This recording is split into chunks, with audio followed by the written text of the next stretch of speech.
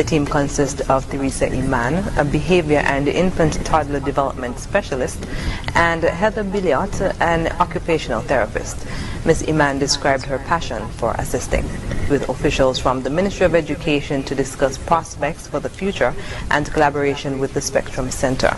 Have gained ways to keep working with her, because if we stop here, then she's gonna go back to what she was doing. Exactly. So it's important to continue doing that with her. Exactly, because making this video so that everyone understands how Miss Theresa Inman gave me hope for my son. Hi, Miss Theresa. I want to thank you for working with Malachi and our family for almost a year and a half. He changed a lot since when you first seen him.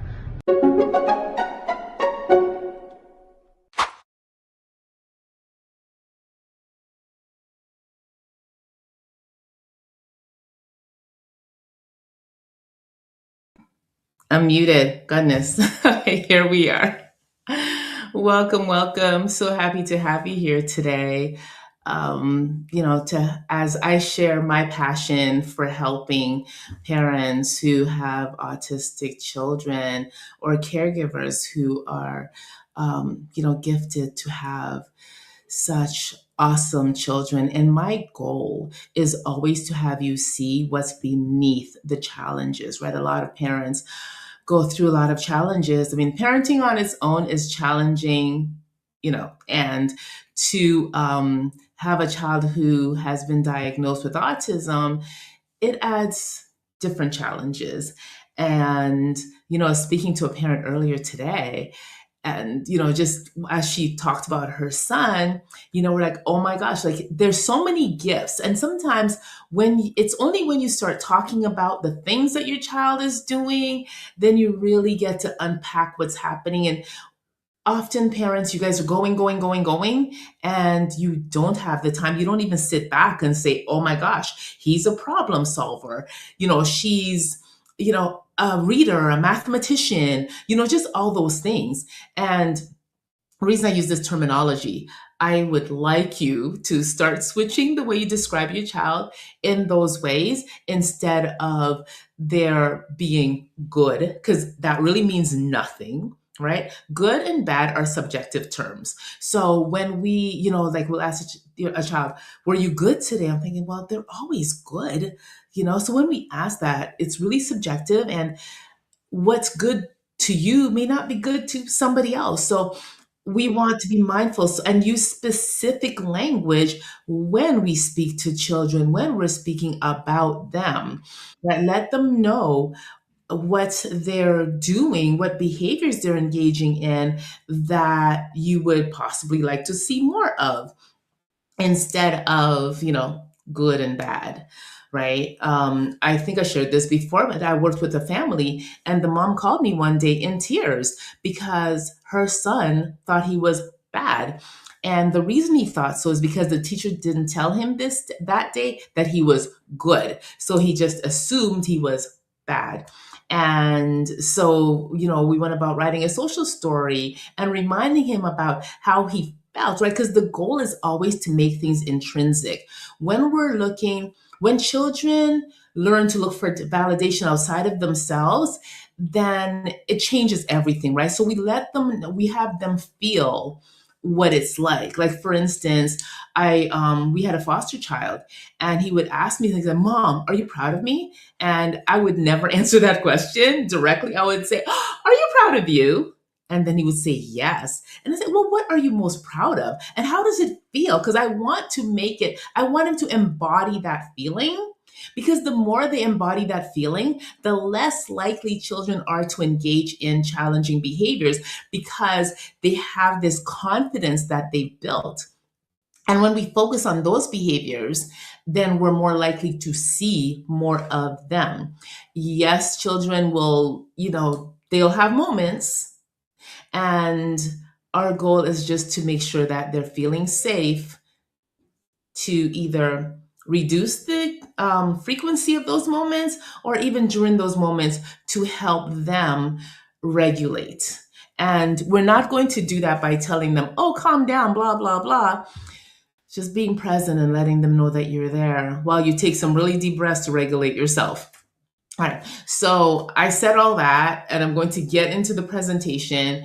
It's probably not going to be a whole hour today because what I've done, well, my presentation, because what I've done is just left space for us, like if there are questions that you have, so I can really help you with specific concerns that you are having. So I am going to start my presentation. All right. Okay, so we're talking about peaceful parenting. Because honestly, a peaceful home is a home where children learn, right? Children can, because we don't learn when we're triggered. We don't learn in the middle of something, right? We learn when we're calm, when we're relaxed, when, in the absence of stress. And studies show that autistic children, autistic people, period, they are more often in flight, fright, freeze mode because this world is not designed for them. There are so many things in the environment that are triggering, and it's really important that we create a safe space, not just a space where that's safe, right?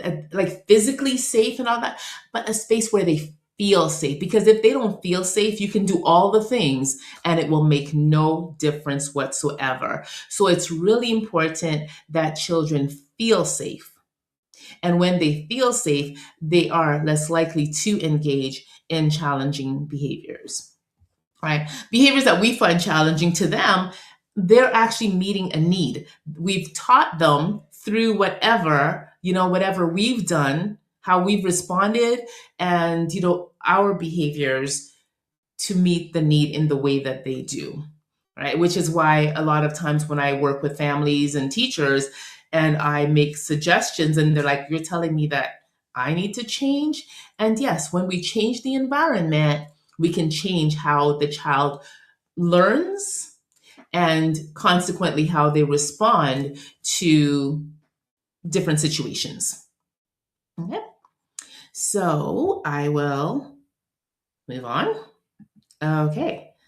Wait, why is it not moving on? Hold on a moment. I set everything up and now, oh gosh. All right. I am not sure why my PowerPoint isn't moving.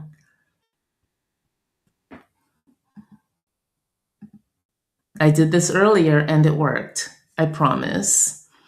All right, so let me try this again.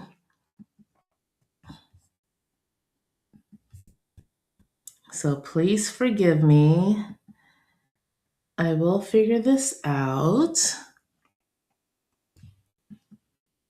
Oh my. It's not showing up.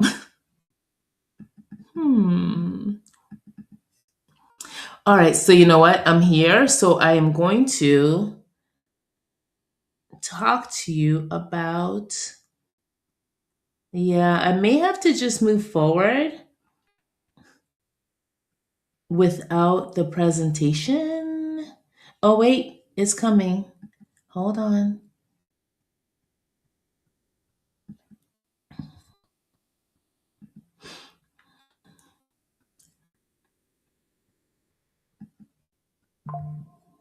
Okay, it said it was coming. Forgive me, people. Technology is sometimes my friend and sometimes my foe. All right. Well, I'm just going to go ahead and do this without, because I do, I want to honor and respect your time. So I'm going to go ahead and do this without the presentation that I prepared, and it was so pretty. It is so pretty. um, yeah, anyway, I'll just go ahead. Okay.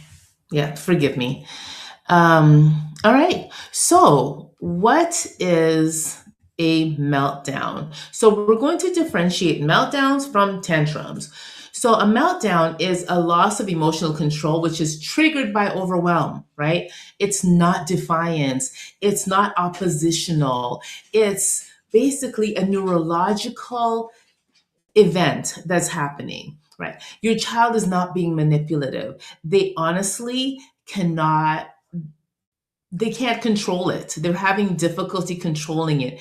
They can't just stop midway. I've heard people, tell children to calm down. It's like, that's not helping, because the more we talk, the more it escalates everything, right? So it's often due to a sensory or emotional overload. So our goal then is honestly to just support the child. We're not punishing, parents have, well, maybe if I just, swat them or whatever. What that teaches the child is, I'm not safe with you, right? I'm having a hard time and you're physically punishing me, right? And which is not going to reduce the behavior. It just leads to more issues. And some parents say, well, it works. It may work in the moment because the child is afraid and doesn't want to get beaten. So it may work in the moment. And if you have to keep doing something over and over and over again, it did not work. If it's not reducing it anyway, if you're just continuing, it's not working. And we do not want to change behaviors based on fear, out of fear, right? That just leads to more problems later on. And I always think, I go into children's head myself and think, if the people who are supposed to keep me safe and love me beat me, then it's okay for me to hit somebody else, right? That's just my thought. So a tantrum is a goal-directed behavior. So they are doing something, like, for instance, when you're at the checkout and the child screams and cries, because in the past when they did that, parents get so embarrassed that, okay, here's the cookie, here's the whatever it is. So they're like, I've learned. So we've taught children this is how to get their needs met. They scream, they cry, they get whatever they want, or we remove whatever it is, or what, so we have to be really mindful of what we're teaching our children. So instead of them relying on a tantrum to get their needs met, let's use a word, right? A gesture, a picture, a sign. Give them ways to request their needs and wants, instead of us just saying, okay, we want to end this moment, and we just give them the thing. So the other thing I would encourage you to do when these moments are happening, take a few moments and regulate yourself. Take a deep breath, just breathe. Breathe into your belly. That's going to really help you with that, right? When you breathe into your belly, it calms the amygdala, it calms the vagus nerve, which is the nerve that goes from your brain, like it goes all the way down to your body. So that's one of the best ways to help. So you could breathe deeply, exaggeratedly, right? So that your child senses that, sees that, and then because we have mirror neurons, right? We have more visual mirror neurons than we have auditory mirror neurons. So they are more likely to do what they see you do than what they hear you say. So, and I've tried this with, 2-year-olds and teenagers, and it's worked. Like, I've just sat beside them, sometimes right beside them so they can hear my breathing, or, sometimes in front of them can be triggering. So you have to know your child, right? And parents, you are the expert when it comes to your child. You know your child better than everybody else. So know your child. However, first know yourself. If there is something that triggers you, be mindful of that you're not transferring that to your child. I always say autistic children have a 10th sense. It's not just 6, they have 10. They can sense and feel the things, and with an intensity that sometimes they behave in ways, right, or respond in ways that they don't understand. It's because of what they're getting from us, right? The energy that they're feeling from us. So let's be mindful of how we present. Right. I tell my BTs, it's like, make sure you're calm, because children need to borrow our calm, right? They have not been on this earth as long as we have. And yes, we mess up. So we have to be there to be that model for them, that example for them of how to respond, of how to react. One of the best things you can do, so when something happens, so you're presented with something, let your child see you take a moment before you respond, because then they're going to do that, right? It gives them a moment to think and come up with a solution. And it doesn't matter how young they are. Honestly, children are always learning. They're always picking up from us. So let's get in the habit, let's get in the practice of regulating ourselves so that they can co-regulate with us, and taking a moment to pause and think.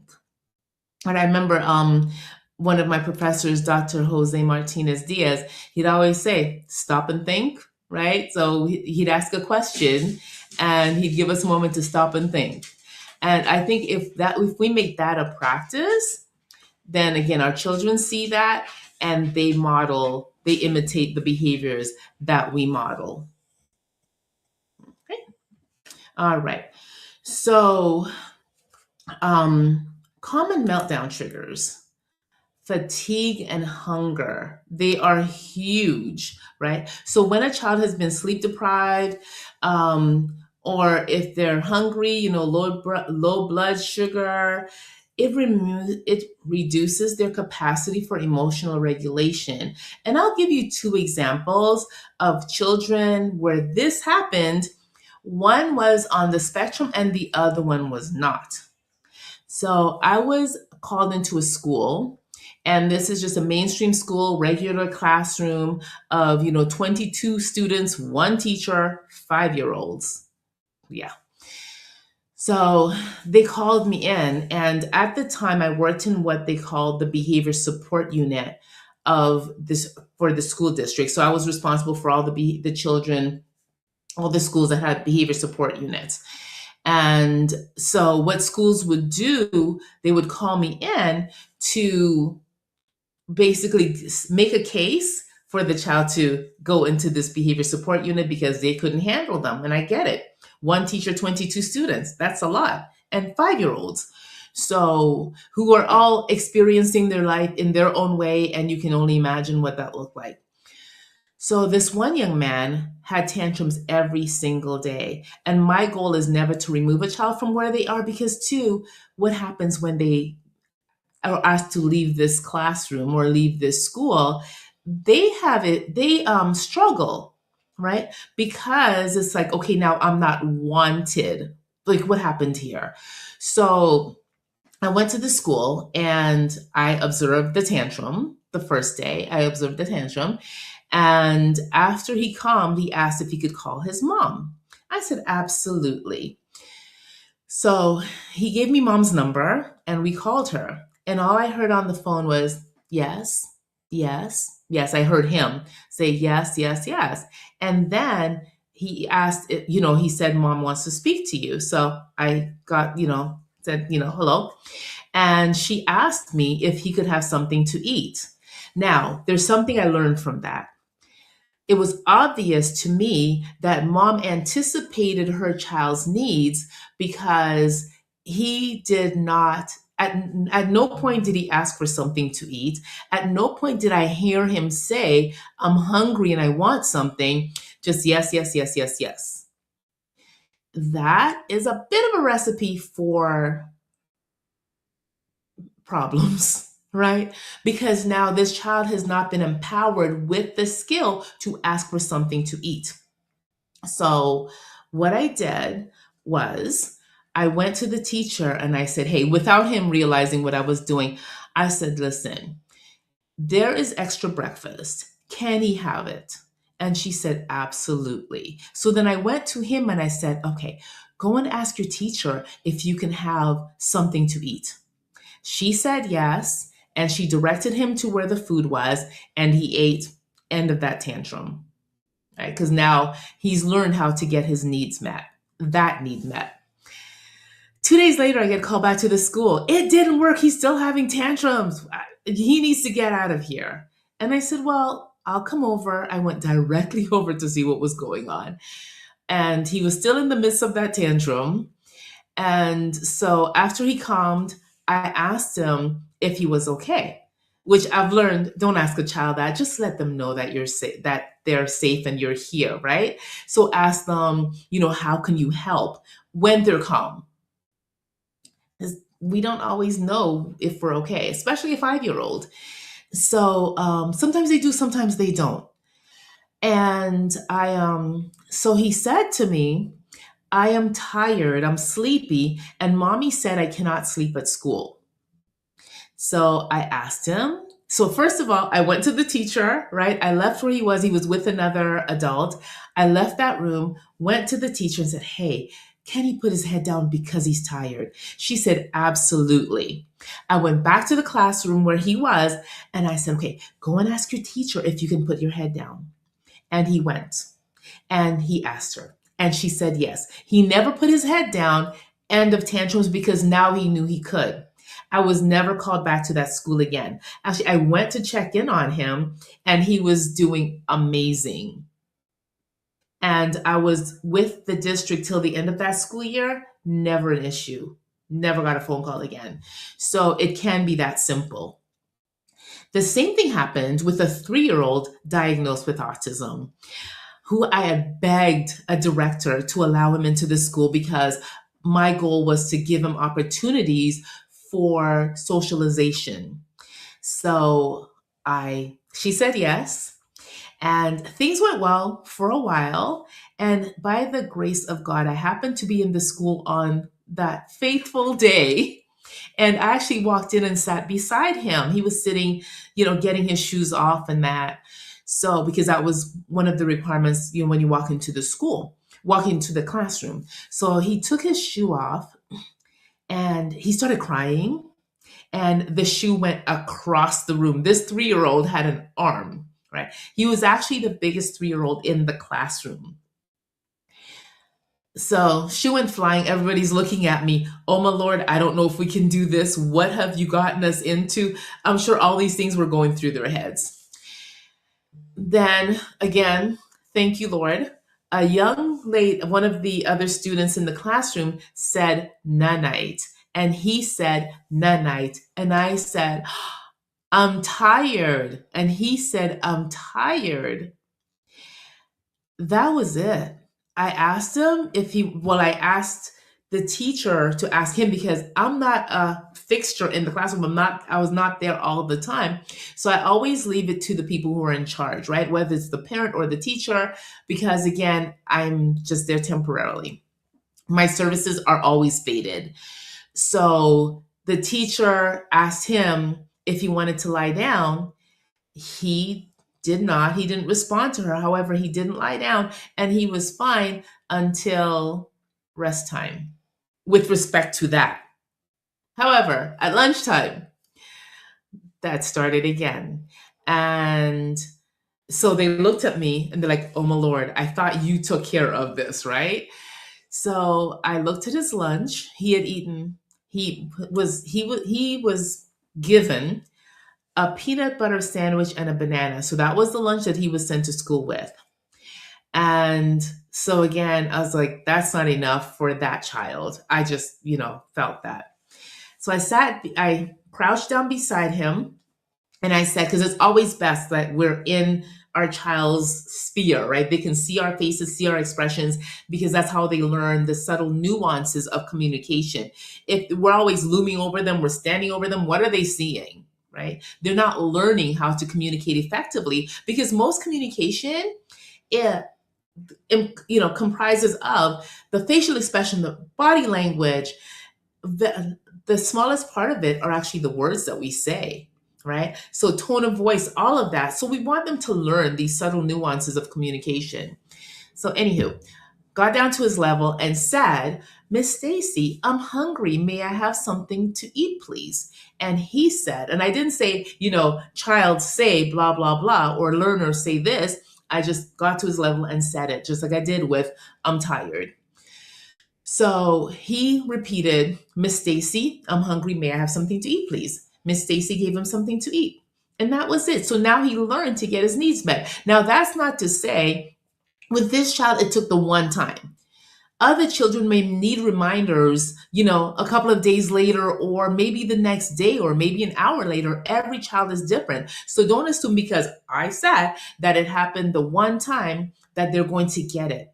Give them grace. We don't learn everything immediately, right? So let's give them the same grace that we give ourselves. Because so often we expect from children more than we ourselves can deliver. Right? It's like one day I was doing a training for teachers at a preschool, and on purpose, I walked in, like I was early. I stayed at the back of the class, and then when it was time for them to introduce me, they're like, oh, next up we have blah, blah, blah. And well, I don't see her. I don't know if she's here. And I sat there listening to all of that. And after a couple of minutes, I kind of rushed in, disheveled, oh my goodness, please forgive me for being late, blah, blah, blah, blah, blah. I apologize and all of that. Now, thankfully, my first screen I had it all set up, right? My first PowerPoint slide, walk in, be disorganized, because I saw it with teachers. They'd walk in, they weren't ready for class, and they expected their students to be immediately ready. And because I wanted to prove to them that they can't do it, and how would they expect their children to, right? Their students to. So did that. And so after I got set up and everything, it took them 3 minutes to get it together. And I was like, I had a microphone, right? Hey guys, hello, welcome, I'm here, blah, blah, blah. And I'm, doing all this to see if I can get somebody's attention. And it took them 3 minutes for me to get their attention so I could get on with the training. So be mindful of what you're expecting from your child, mindful of what you're asking them to do. And also be mindful of the fact that if you haven't taught them, don't expect them to just, give it to you, right? To demonstrate the skill if they haven't learned it. It's kind of difficult for them to, almost impossible, if they haven't taught a skill, if they have not been taught the skill to be able to demonstrate it. Okay. So that's hunger, fatigue and hunger. Sensory overload, right? If there are a lot of noises, certain lighting, just activities, different activities can really trigger a child's nervous system, right? It can and really dysregulate them to the point where it becomes a crisis. And it reminds me, I interviewed a young lady, Gazette Chahal, and I don't think I pronounced her second name correctly, but anyway, close enough. Gazette is her first name. And she is, again, diagnosed as an adult. Going through childhood, so many things were, an issue. Socks were uncomfortable, clothes, like just all kinds of things were, led to dysregulation. So now when she was diagnosed as an adult, she now wears, because the lighting actually bothers the top of her head. So she wears a baseball hat and she wears like glare reducing glasses. And she's like, listen, I will never wear a pair of pants that don't have an elastic waist. And I cut the top of my socks because that's what feels comfortable. She has to do what works for her. And So, and then, there was Joy, who I also interviewed, who said that at 9 years old, actually, no, at 4 years old, she felt that there was something wrong with her. And I thought, oh gosh, you're 4. Who thinks that? She said she felt like she was on an island and the rest of her family were on a different island and she couldn't reach them. And then at 9, she was at a friend's house and they were watching a movie and she just, she asked a lot of questions because nothing made sense to her. And she thought to herself, gosh, I've got to get this under control because yes, people can tolerate a 9-year-old. However, by the time I get to middle school, I have to get it together because I won't have any friends. And I thought, oh gosh, how perceptive of a 9-year-old. However, also tragic because here she is having to learn to mask, which is a lot. Masking leads to so much stress. I've got a friend who has 2 autistic children. One of them, is a journalist, and he says when he comes home from work, he goes to his room. This is what she shared with me. He goes to his room and flaps for 15 minutes, right? Just hand flaps for 15 minutes to release all the stuff, everything that he held in from masking all day. Imagine what he was going through all day, right? So sometimes when your children come home, or I should say, when your children come home, make it a practice that they have time to decompress. That you're not, how was school? Blah, blah, blah, blah, blah, blah, blah, blah, blah, blah, blah. Because they're going to tell you they don't know most of the time. So give them that time to decompress and then let them come to you. Because since there's so many sensory activities, so many sensory triggering activities that happen at school all day, every day. So allow them that time to decompress, right? And to regulate. And you be regulated so they can co-regulate with you. They can borrow from your regulation. Right?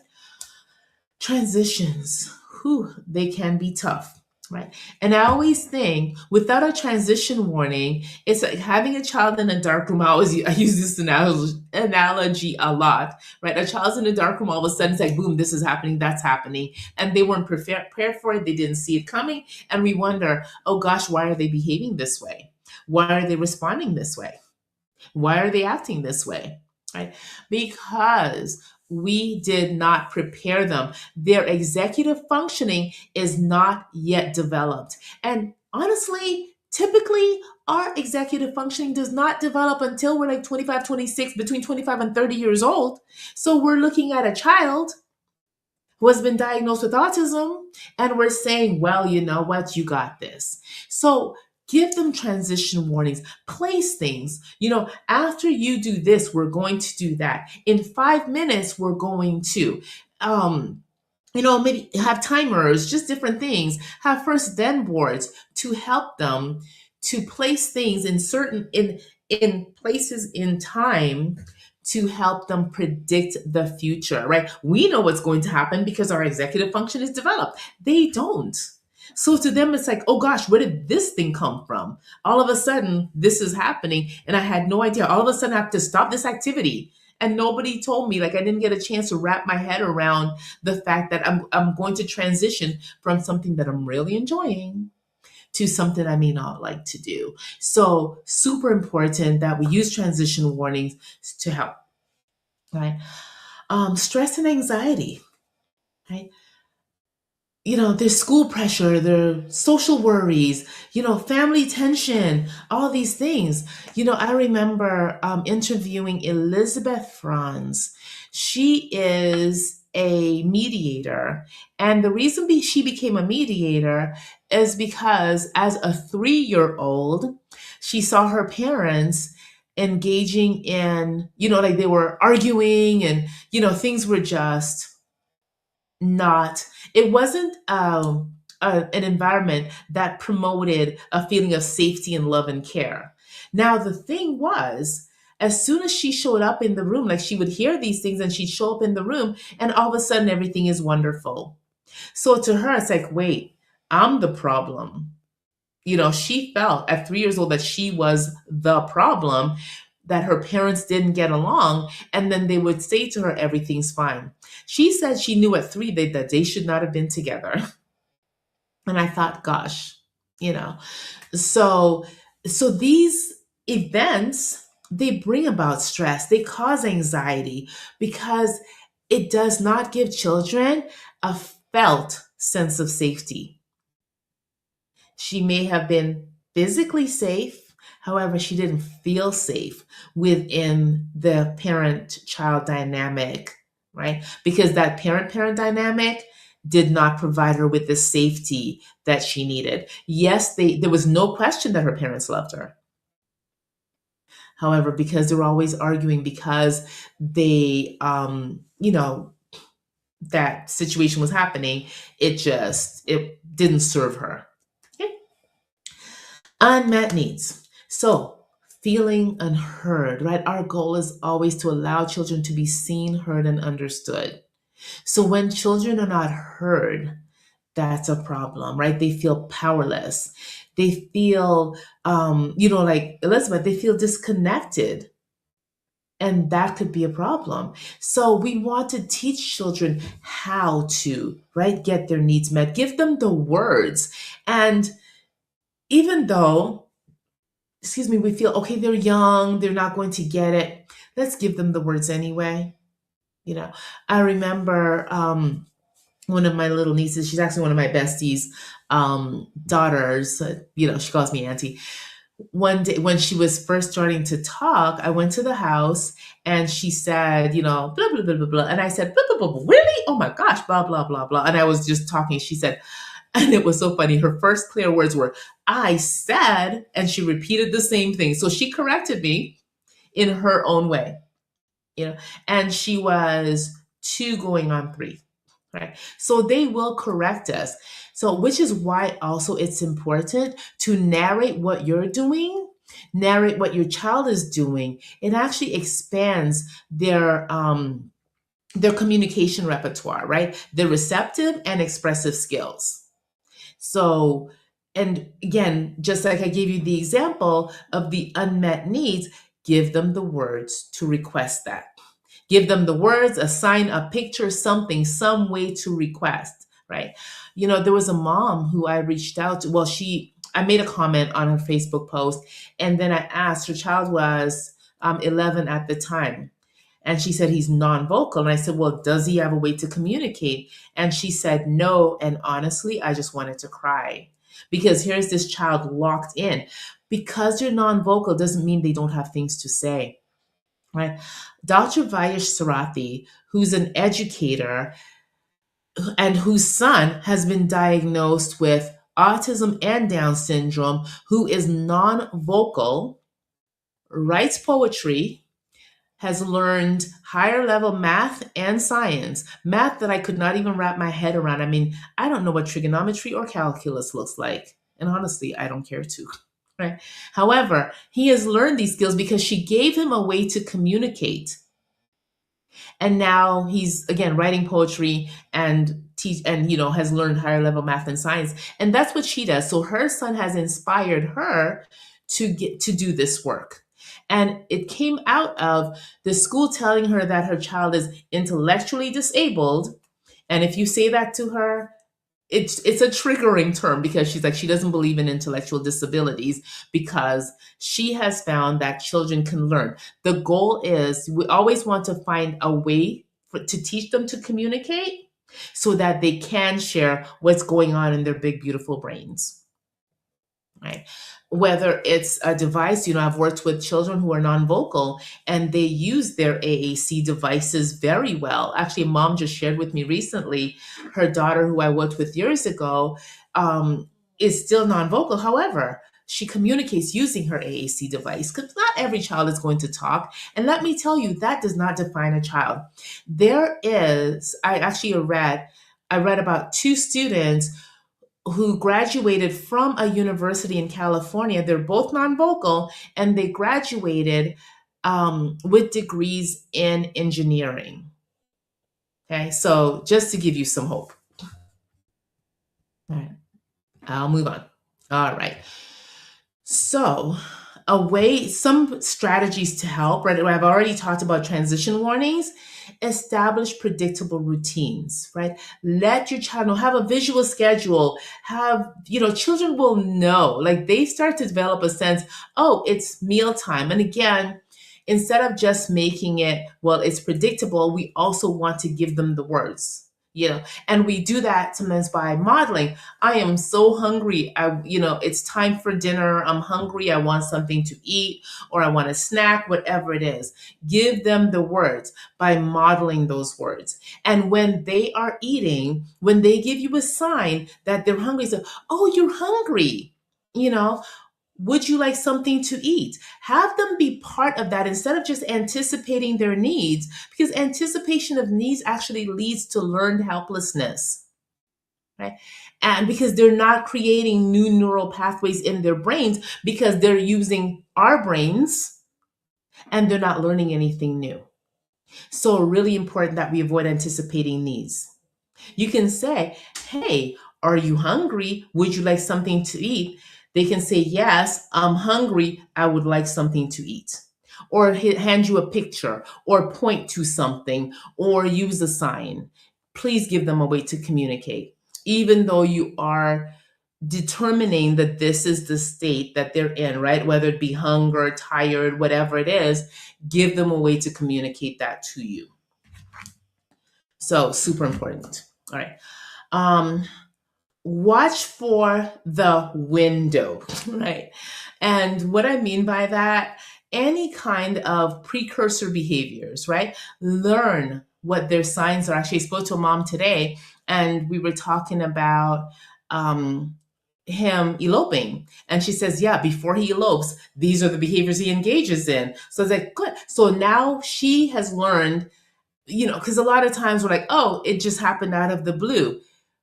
Because we're so busy going about life, we don't always notice and observe the precursor behaviors. So be mindful of that, so that you can know and predict what's going to happen, right? Yeah. So fill their emotional tank. This is one of my favorites. I always tell parents, find 10, 15, 20 minutes of time where you're just doing something that your child enjoys. You're not telling them what to do. They're choosing the activity and you're engaging in it with them. Your phone is not present. It's just you and them. And yes, if you have 3 children, that is each of them, right? And you can do a group thing. And you're like, well, I don't have time for that. I get it. However, if they were to engage in a meltdown or a tantrum, you would have to make the time. So let's do the hard work ahead of time. Let's do these things beforehand so that we're not always managing a behavior, right? You want to prevent these things by putting replacements that are more functional, right? Replacements that will serve your child, as opposed to something that becomes, problematic, right? You're just responding, you're putting out a fire, as opposed to giving them the skills and the tools and having them feel a sense of being seen, heard, and understood by spending that time with them. I hope that makes sense. And please find the time. Super important, right? Okay. My calm strategy. So the calm method. Now, when a child is in the midst of, right, they're triggered, something's going on, you first contain, that's the C in calm, contain the environment. So remove anything that could be dangerous, anything that could be harmful, right? Because again, safety of your child, yourself and your child, most important. Right? So remove any hazards. You may have to remove people, because if somebody was triggering, if there's, somebody who comes into the room and then this starts, they may have to leave temporarily. Or maybe if you can safely usher your child into a room that's safer. Right? Acknowledge their feelings. I can see you're upset.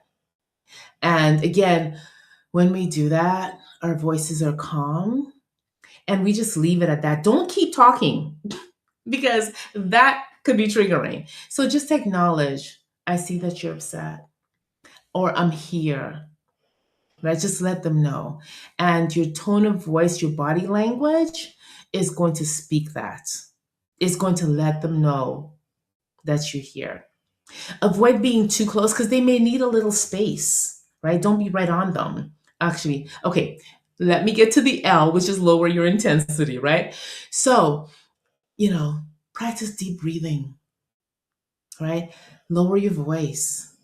Because when you calm your nervous system, you're also helping to calm theirs, right? We talked about co-regulating earlier. So same thing. And then give them space to recover, right? Be present, but don't, demand that they make eye contact. Honestly, I never request children to make eye contact. As one of my friends, Amanda, who's an autistic mom of an autistic child, she said to me, and I've heard that from many other people, and her quote always comes to mind, if you expect me, and this is a woman with, a PhD who works in the White House and have worked in the White House for years and years. So she knows what, she's experienced this life. And she said that if you expect me to look at you, then my brain is just shut down. I don't know what to say to you. Right. And I say that to say, any child, when we request that they look at us, then we're not allowing them autonomy, right? We're making them do what we want them to do because they, it's like, look at me when I'm talking to you. And that, I don't think, it doesn't serve anyone, okay? It could just be more triggering, all right? Reconnect without condition. So after they've calmed down, let's just leave the behavior in the moment where it happened, right? He's like, oh, well, you just did this or you did that. We just leave it there. We're not going to go back to, well, because you did this, now this is whatever, right? We're bringing it back up, and that's shaming, right? And it's really not empowering your child. So if they're, the hugging type, you can offer them a hug. If not, then you don't. Right. Because we're always we want to get back to reconnecting. So we start off with connection and we end with connection, right? Later on, like I always tell parents, it could even be another day. We can talk about, they may not remember actually, but we can make it a social story. We can make it a moment. We can talk about what could happen next time, depending on the child's age, right? We can have them watch, maybe if you find a YouTube video or something that they can watch. And actually, while I'm saying that, shameless plug, I created, and it's still a work in progress. However, I've created a little show, an animated show for children called the Spectrum Squad, and it is on YouTube.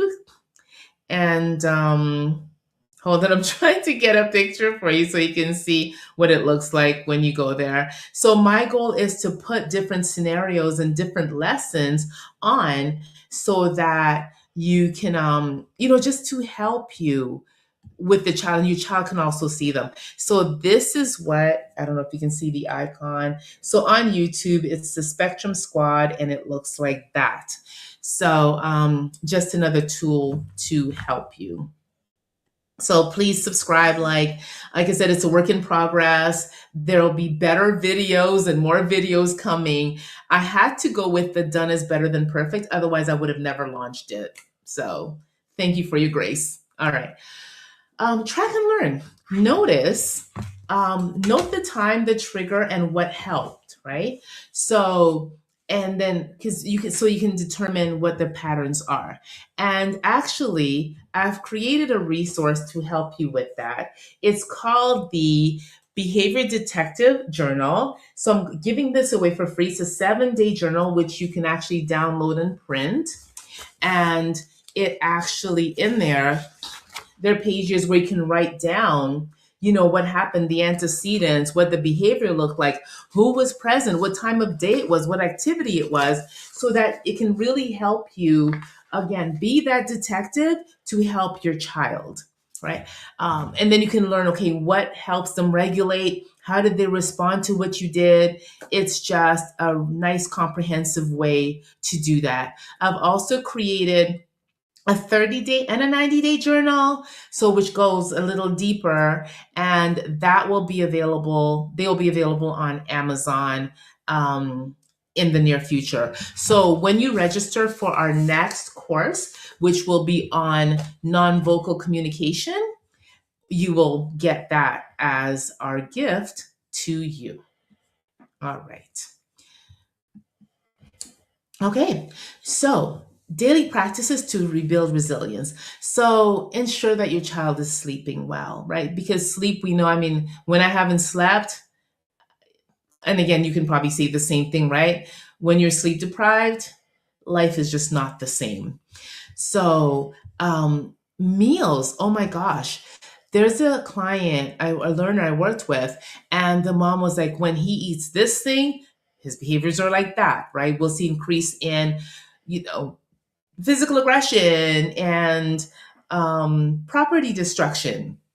So if we can make sure that we provide our children with as balanced a meal as possible, and parents are like, well, they won't eat something, they also won't go to the store to buy the thing. And there are many different strategies that you can use to that. You can look up Dr. Lum Frundi, Lumfrundi. She is a pediatrician who specializes in food selectivity.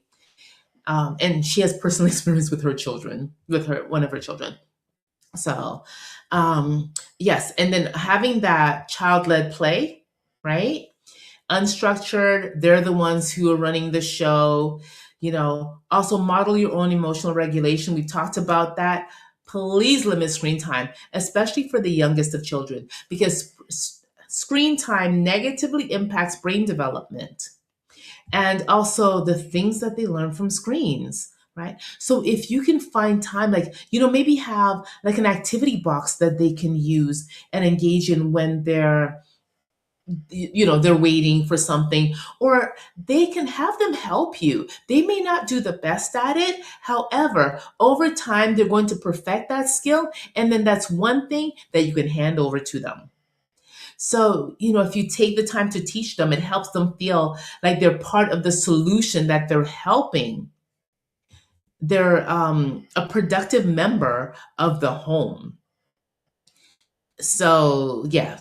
So give them chores, let them help. Like that young man I told you, the 5-year-old who engaged in the tantrums in school, the teacher had him help to sign on all the other students with their computers because he knew how to do that. He figured it out, and that became one of his jobs. Do you know what that did for his confidence? And when confidence is high, he's less likely to engage in challenging behaviors. So let's empower children by giving them the tools to do the things. Listen, 2-year-olds can put away laundry. Just make sure that the drawers where they can meet it, where they can reach it, but they can put away, here's a shirt, here's this, here's that. Help them. It may not be perfect, but accept it. Don't fix it. Don't correct it when they're around, when they're watching, because then it makes them feel like, well, I don't know how to do it, right? I didn't do it well enough. So here's mom, dad correcting me. Accept how they did it. If they cleaned a mess that they made, wow, thank you so much for being a helper. You can fix it later when they're not around, right? Maybe when they go to bed, but don't get caught up in, well, they didn't do it properly and you're fixing it in their presence. I said I wasn't going to go a whole hour, but man, I guess I talk a lot. All right. All right. So know your triggers, right? This is your meltdown prevention toolkit. I first want you to know your triggers and then learn your child's triggers, which you can, document in your behavior detective journal when you register for our next session, which is going to be on July 23rd, 8 p.m. So same time, 8 p.m. Eastern. Um, Routines and rhythm, right? Consistent daily routines are really helpful. Now, I say that to say eventually we're going to break that down and make it a little less predictable, because life is not always predictable and life doesn't always go by the rhythm that we dictate. There could be emergencies. And if our child is so used to something and we haven't just tweaked it a little bit, kind of gotten them out of their comfort zone a little bit, very systematically, right? We're not just all of a sudden, it's like, boom, this is happening. And then we wonder, oh my gosh, why are they triggered? Why are they having a meltdown? Our goal is to be systematic about it, right? Make systematic changes slowly. Because if there is an emergency and the child is so used to having things just this way, that could have everybody in danger, right? So it's really important that we teach them, right? And we kind of throw things off a little bit here and there, right? Give them some time. So have the transition warnings. Okay, we talked about that, right? Stay calm. You saw the calm analogy. Well, you didn't see it. I told you about the calm, right? And reconnect after. Always reconnect after. Leave the behavior where it happened, and let's just move on from there, right? It was a lesson to you, and it will be a lesson to your child, right? And name those feelings. You name all the feelings. Oh my goodness, you're happy, you're smiling, you're excited, you're sad, you're upset, you look frustrated. Label those feelings for them. And when you do it, you see how I changed my tone? Do that so that they can get it. So when they are feeling that way, we want to label it. And when you're happy, you can label that. If you're sad and your child says, Mommy, are you sad? Don't say, No, I'm okay. Because then, first of all, you're lying to them. And they'll feel that something is not congruent, right? Like, I can sense that you're sad, but you're telling me you're not sad. Oh gosh, I don't know how to label my own feelings. That's what, we could be sending that message. All right. So, all right. So really, that's the end of my presentation. However, I would like to invite you into my 12-week reconnection program, designed for parents. And in that program, you will get weekly coaching sessions, right? With gentle guidance, personalized plan to better understand your child, simple approaches to navigate and reduce meltdowns, just the tools to make sense of behaviors and, with more clarity, support at building communication at your child's pace, daily routines to encourage independence, guidance through real life, calm, supportive language and moments, visual support. There's so much more. You can't really see it, so that makes it a little bit challenging, and I don't want to just go on and on. But you'll get ongoing guidance from me, right? So yeah. And so over the 12 weeks, what you will find actually within a couple of weeks, more calm and ease in your daily routines, less second guessing, more confidence, fewer overwhelming situations, a deeper understanding of your child, more connection and shared moments, progress that feels meaningful and sustainable. Because my goal is always to work my way out of a job. Now, we're offering the program right now at $197 a week, right? Which you'll get the ongoing support, the guidance, or you can do a one-time payment of $19.97. Because you can't see my screen and we're having these issues, so we're going to send you an email basically to thank you for being here. And in that email, you will get the links as well as the replay. You will get the links to sign up for the course if you're interested. Okay.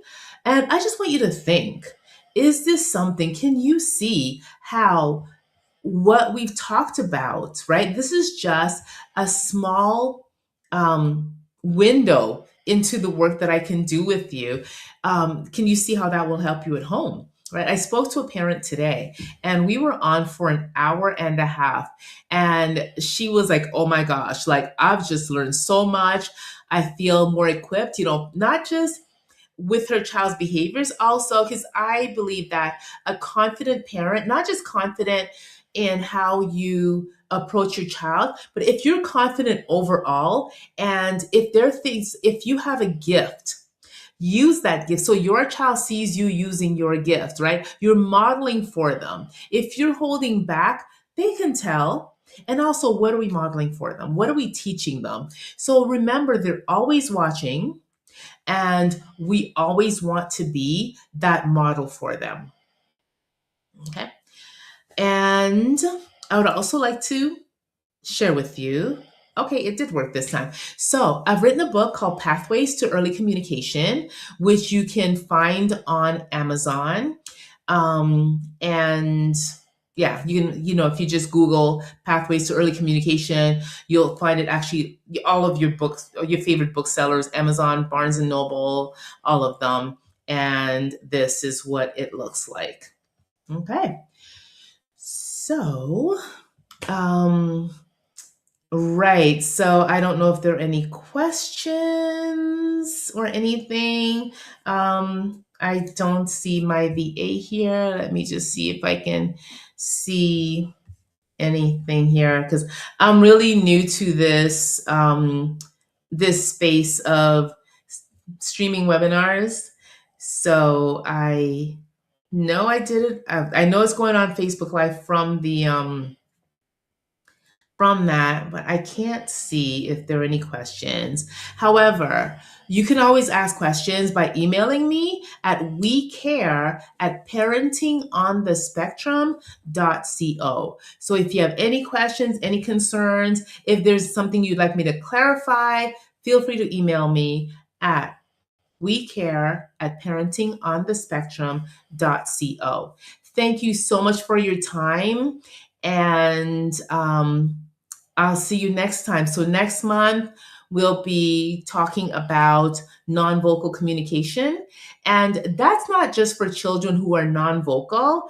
That could be for any child, because the words don't always come to us, right? So we want to help support communication at every level. Have you ever, tried, like, for instance, you're saying something, is like, oh gosh, I forgot what I was going to say. I forgot the words and blah, going on. And you're like, oh my gosh, like, so children go through that. They haven't been on this earth as long as we have, and we go through that. So imagine what they're going through just because a child had words. And those two examples I gave you of the two young men, they had words. They were able to communicate. In that moment, the words did not come.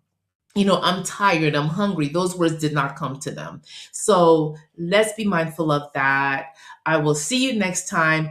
Thanks again for watching. And listen, parents, you've got this. Be a detective and just know that your child is always communicating. Our goal is to figure out what they're saying to us. All right. Thanks again.